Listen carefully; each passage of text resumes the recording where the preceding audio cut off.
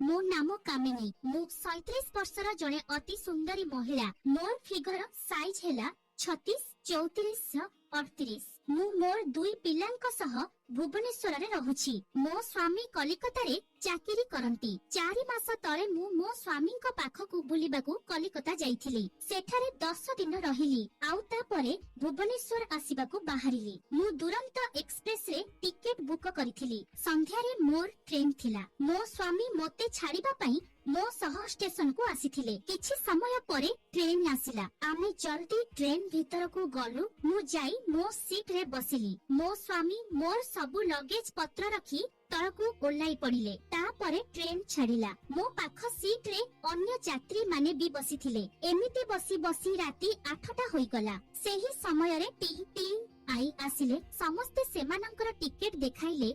मु भी मोर टिकेट देखाइली। मो टिकेट देखिकी टी आई कहिले, मैडम आपण भूल ट्रेन रे चढ़िछंती। आपनंकु सेकेंड दुरंत एक्सप्रेस रे आसीबार थिला। तेनु एबे आपनंकु नेक्स्ट स्टेशन रे ओल्लाई बाकु पड़िबो नहेले गोटे नुआ टिकेट करिबाकु पड़िबो। मु किंतु आउ थरे टिकेट करिबाकु चाहनथिली। तेनु मु टी आई को रिक्वेस्ट करी कहिली, सॉरी सर, जल्दी जल्दी रे एमिति भूल होई गला, प्लीज सर हेल्प मी। मो कथा सुनी टी आई कहिले, ठीक अछि, आपण एबे जेउ सीट रे बसिछंती सेही सीट रो यात्री नेक्स्ट स्टेशन रु चढ़िबो। जदि से आपनंकु सह तांको सीट शेयर करिवे ताहेले ठीक अछि, नहेले आपनंकु नेक्स्ट स्टेशन रे ओल्लाई बाकु ही पड़िबो। मु मुंड हलाई हम कहिली। आउ ता परे टी आई चली गले। मो पाखरे बसिथिबा अन्य यात्री माने मते कहिले, आपण बसंतु मैडम, किछि हेबो नाही, आमे सबु अछु। Next station आसिला। आउ सेही सीट रो यात्री आसिले। सेही सीट रो यात्री जने महिला ओ तांकर दुई पिला थिले। से महिला जनक मते कहिले, एही सीट मोर। मु से महिला यात्री को सबु कथा कहिली। सबु सुनी सारी से कहिले, सॉरी मैडम, मोर असुविधा हेबो। मु मोर सीट आपनक सह शेयर करि परिबि नाही। तांको कथा सुनी मु पूरा टेंशन होई गली। सेते बेलकु राती 10टा होई जाइथिला। समस्ते खाई पी सोइबाकु जाउथिले। मोते केही भी सीट देलेनी। सकाळ 7टा रे जाई ट्रेन भुवनेश्वर रे पहुंचीबार थिला। मु मो स्वामी को फोन कली, तांको सबु कथा कहिली। सेतिकी बेले जणे 22-23 वर्षर गोटे टोका मो पाखकु आसिला। से कहिला, आंटी तुम सह जहा सबु हेला मु सबु किछि देखिछि। तुमर जदि किछि असुविधा न थाए ताहेले तमे चाहिले मो सीट रे बसिकी जाई परिबो। मु तार कथा सुनी कांदी पकेइली। तापरे मु मोर लुह पोछि कहिली, तमर सीट कोठी? से हाथ देखि कहिला, सेईटा हेउछि मोर ऊपर वाला सीट। मु कहिली, ना नार तमे काहेकि तम सीट देब आउ मो जगु ठिया होई कि जीव। से कहिला, किछि असुविधा नाही, सकाळ पर्यंत त कथा तमे आराम कर, मु ठिया होई कि चली जीबी। मु कहिली, किंतु तमे एते समय ठिया होई कि केमिति जीव? ना थाउ, मु बसिबिनी। से कहिला, अच्छा हो, ठीक अछि आंटी, गोटे काम करिबा, से सीट रे आमे दुई जण जाक बसिकी जीबा। एहा सुनिबा परे मु राजी हेली। आउ से कहिली, हाँ ठीक अछि। तापरे आमे दुहे ता सीट पाखकु गलु। मु तार हातर सहारा रे प्रथमे सीट ऊपर को चढ़ी गली। तापरे मु ताकु कहिली, एबे तमे भी ऊपर को आस। से भी ऊपर को आसी बसिला। से मते पचारिला, आंटी तमे डिनर करिछ? मु कहिली, ना। तापरे से तार खाइबा बाहर कला आउ सेथिरु मते खाइबाकु कहिला। मु मना कली। से मते बहुत बाध्य कहिबारु मु अल्प टिकिए खाइली। सेते बेला पर्यंत मु तार नाम जानि नथिली। तेनु मु ताकु कहिली, तम ना कोन? से कहिला, मो ना विराट।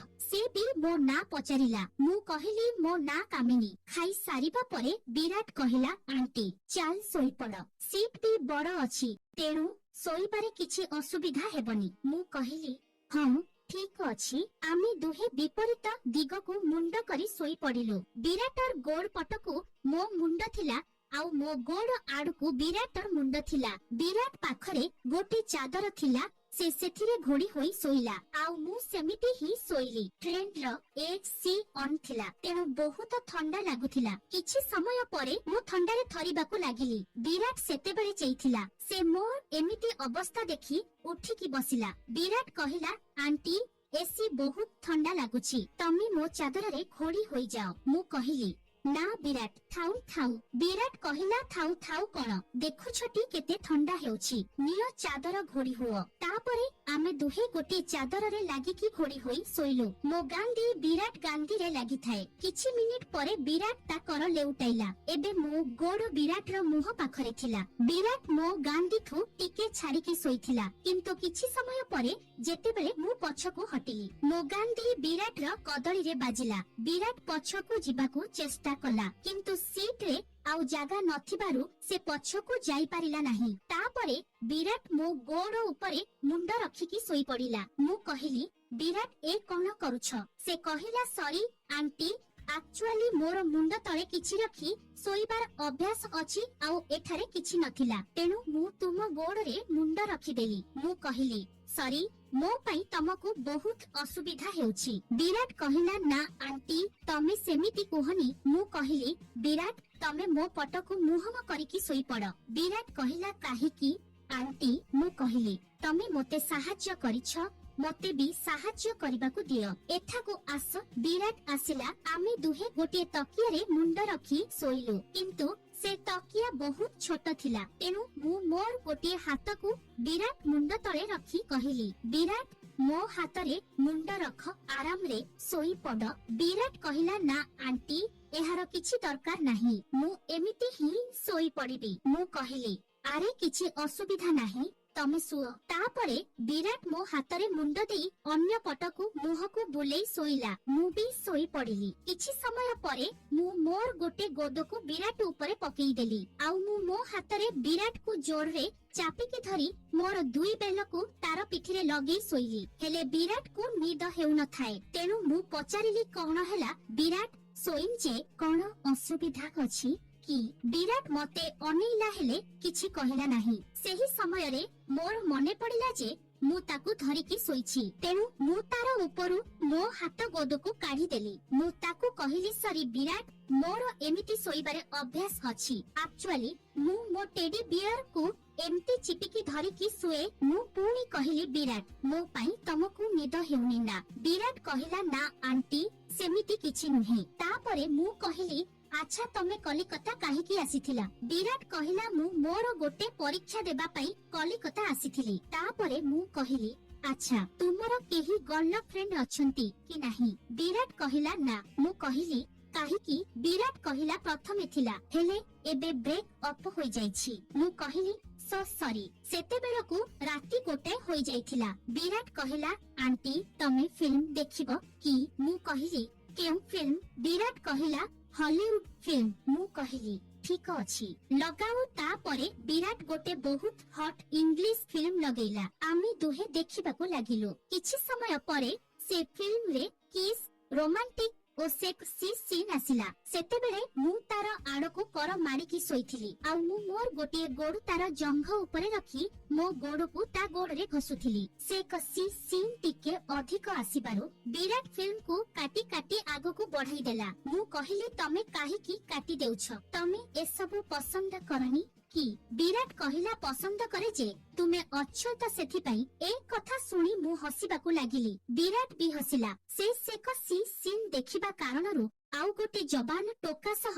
ଶୋଇବା କାରଣରୁ ମୋର ପେଲା ଖାଇବାକୁ ମନ ହେଲା। ମୁଁ ମୋର ଗୋଟିଏ ହାତରେ ମୋର ଗୋଟେ ବେଳକୁ ଚିପିଲି ଓ ମୋ ଓଠକୁ କାମୁଡିବାକୁ ଲାଗିଲି। ମୁଁ ବି ଦେଖିଲି ଯେ ବିରାଟର କଦଳୀ ବି ହିଟ୍ ହୋଇସାରିଥିଲା। ମୁଁ ଆଉ ଡେରି ନ କରି ମୋର ଗୋଟିଏ ଜଙ୍ଘକୁ ବିରାଟର କଦଳୀ ପାଖରେ ରଖି ତାକୁ କଦଳୀକୁ ଟଚ୍ କଲି। ତାପରେ ମୁଁ କହିଲି, ବିରାଟ, ମତେ ନିଦ ଲାଗିଲାଣି, ଆଉ ଥଣ୍ଡା ବି ଲାଗିଲାଣି, ଏବେ ଆଉ ଫିଲ୍ମ ଦେଖିବାନି, ଚାଲ ଶୋଇ ପଡିବା।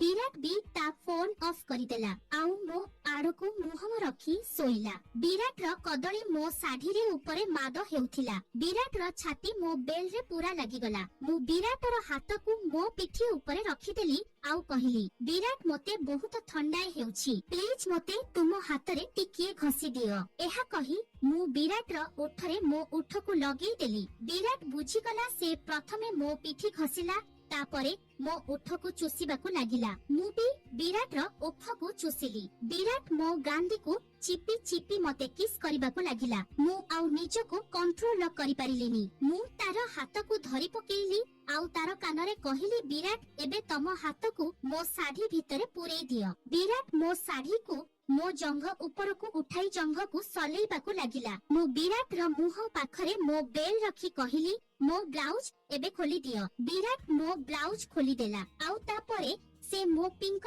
कलर रो ब्रा को ऊपर रु करी मो बेल को चुसीबाकू लागिला तार जीभ मोर बेल रो निपल रे बाजिबा मात्रे मु आहा आहा आहा आहा आहा करिबाकू लागिली मु विराट रो पार्टी रे मो बेल पूरी देई कहिली आहा आहा चुस विराट बहुत बढ़िया लागुची विराट मो बेल को चिपी चिपी मो निपल को चुसुथिला आउ मझिरे मो बेल को कामुडी देउथिला मते बहुत मजा लागुथला मो विराट रो गोटे हाथ धरी मो आंबुल पाखकु नेई गली से मो आंबुल को साधी ऊपर सलेइबाकू लागिला आउ मोर अन्य बेल रो निपल को चुसीबाकू लागिला मु मो गोड़ को मेलेई देली विराट मो पेंटी भितरे हाथ पूरी आंबुल रे आंगुठी पुरेइला मो आंबुल ओदा होई जाइथिला से मो आंबुल को आंगुठी रे पेली चलिला मु आ आ आ करिबाकू लागिली तापरे मु विराट पेंट को धरी तळको भिडी देली आउ तार कदली को बाहर कली ता कदली टे पूरा हिट होई की थिला मु ताकू मो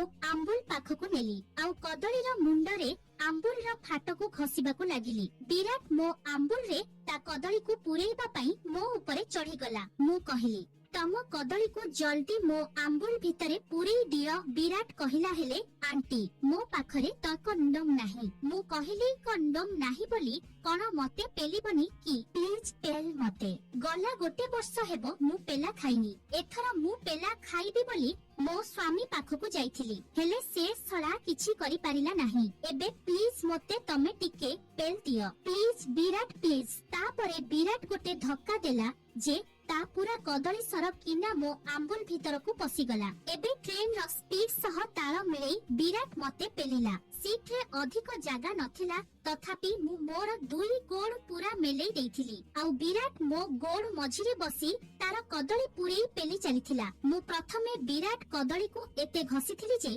कदली रो अवस्था पानी पानी होई जाइथिला 20 मिनिट निर्धुम पेलिबा भितरे मोर दुई थर पानी बाहरी पड़िथिला किछि समय परे विराट कहिला आंटी मोर एबे रस बाहरिबो मु कहिली मो आंबुल भितरे छाड़ी दियो बहुत दिन हेला सुखिला होई पड़िछि विराट बिंदास झटका मारी मारी तार सबु रस को मो आंबुल भितरे छाड़ी देला ट्रेन रे मु प्रथम थर पई सेकस कली से पुणी गोटे अजଣା टोका सह सतरे मते बहुत मजा लागिला विराट मो ऊपर ओल्हाई मो पाखरे सोई पड़िला आउ से ता पेंट पिंधिला मु भी मो साड़ी ठीक कली मु ताको किस देई कहिली थैंक यू तमे मते बहुत सहाय्य कल विराट कहिला तमको खुशी लागिला एइटा हेला मो पई बड़ कथा तापरे मु ताको कुंढेई धरी ता पाटी रे मोर गोटे बेल को पूरी देई कहिली याकू चुसी चुसी सोई पड़ विराट भी मो बेल को चोसी चोसी सोई पड़िला सकाळ होई गला ट्रेन भुवनेश्वर रे पहुंचिला समस्ते ओलाइले विराट मते निदरु उठाइला मु ब्रा ब्लाउज साड़ी को ठीक ठाक कली आउ तळको आसिली।